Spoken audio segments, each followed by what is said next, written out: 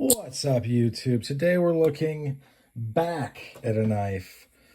Somebody expressed, a little bit of disappointment on a review, and so I'm going to reshoot it. I always meant to. It's just that, things, sometimes life gets away from you a little bit. You forget about the review that you phoned in. And that is the kind of criticism that I respond to. In reality, it's not a bunch of weirdos and a cult of personality leaving me really asinine comments that don't make any sense. I don't really care about that. I really appreciate freedom of speech, but if you're using that freedom of speech to shout the N-word at someone for no reason or yell fire in a crowded movie theater, obviously that's not going to work. So, this is the Buck 110. Or no, it's not. My bad. I'll take that back. This is a Bear and Sons, the big bad boy they got in 440A. I like this knife a lot. I like it even more now that it has a thumb stud. No regrets on the thumb stud. You do kind of have to figure it out where it's going to go. That barely fit in there. But I think this is a solid knife, and people usually comment positive things about it on the review I did.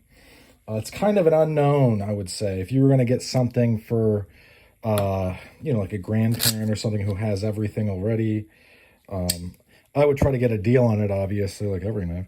But the way that it contours to your hand, it's simple but very efficient. I got this with a little bit of lock rock, or not lock rock, it had a little bit of play, so I had to cinch it down with a C-clamp, and that's all it took. A little bit of torque. Or is that torque? No, that's not. I guess I used torque to clamp. We're gonna keep moving. We got a Buck 110. Lightweight. People say that these can only do the very small tasks. They're not heavy duty. Here's the thing. I don't ever use a Buck knife I've honestly never batoned in my life.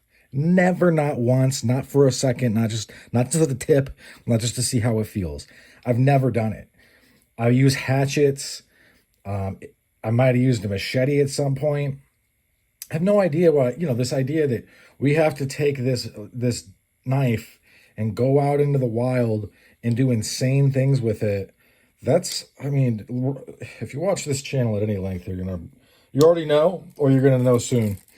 That's not what I'm about. This is a great knife. It's light, and it's like $20 or so, maybe a little bit more. I got this from DLT. I think I redeemed some points or something. All right, and then, so this would be, okay, that is that one. This is, man, that action is so nice. The MagnaCut Buck. You will notice, obviously, that has a much more acute tip than this one.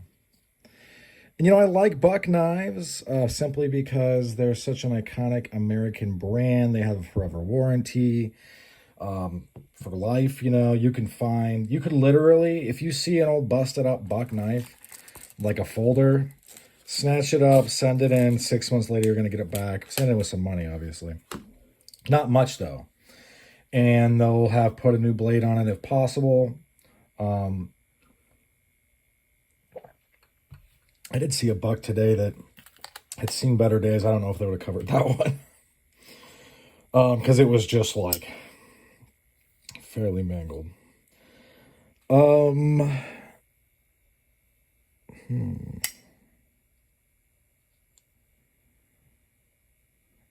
right, hang on. Hang on, ladies and germs. We got to take a pause. Okay, we're going to use this thing.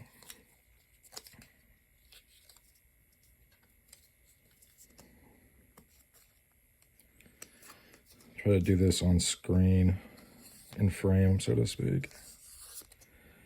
Man, what is that? Got it.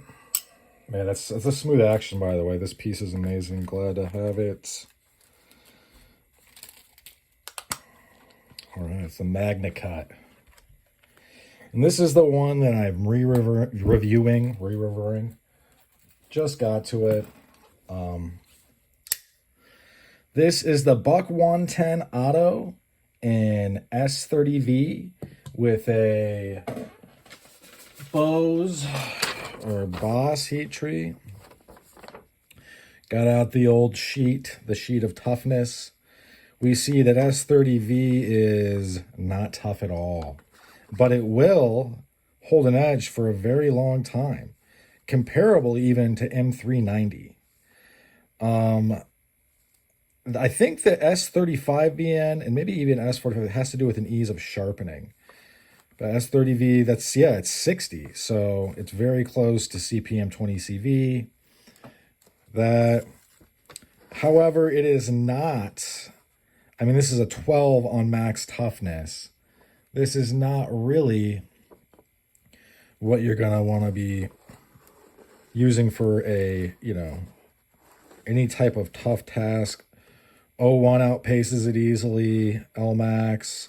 MagnaCut is up here at 33 and 56, which I think is why people love MagnaCut so much, because 56 in my mind is comparable to M390. It's just that it has a much higher max toughness.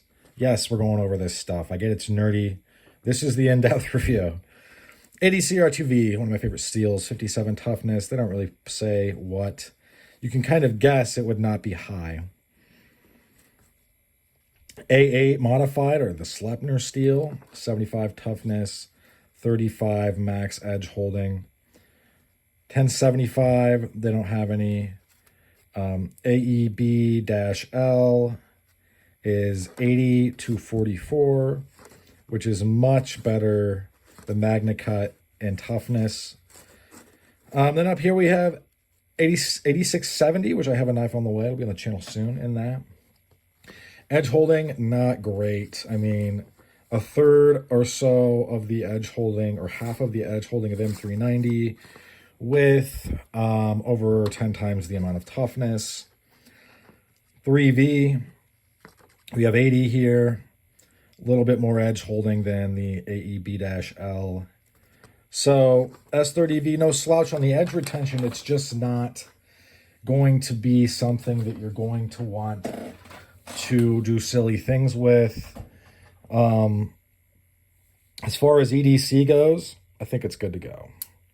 What I can say after having used this is that Buck nails it on everything that matters when it comes to what makes a knife cut. This has amazing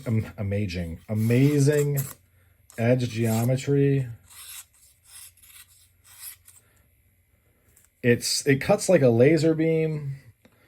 I don't know if I've cut myself with that yet, but I'm sure we'll have it at some point. And like I said in the initial look at it, this can be opened easily with gloves. So you're out in the cold, you have gloves on, use your imagination. That actually matters a lot. You're going to want to be able to open it with gloves on if this is your workhorse knife. Do I have any regrets considering the steel? No. Will I pick up another one at some point? Maybe, maybe. Do I regret getting this piece at all? No, not at all. It's an amazing piece. It's an amazing piece of cutlery. It's a great piece of Americana. It's just cool, and it works really, really, really well. The edge is pretty acute. I do strop it, and it does respond to stropping very well.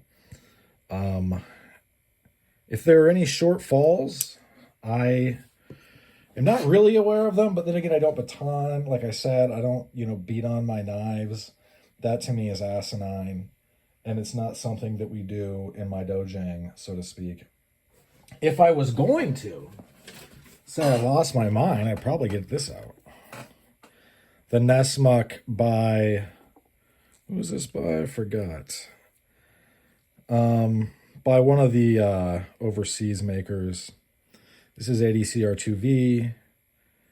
It's got a, I think that's a, is it convex? It might be.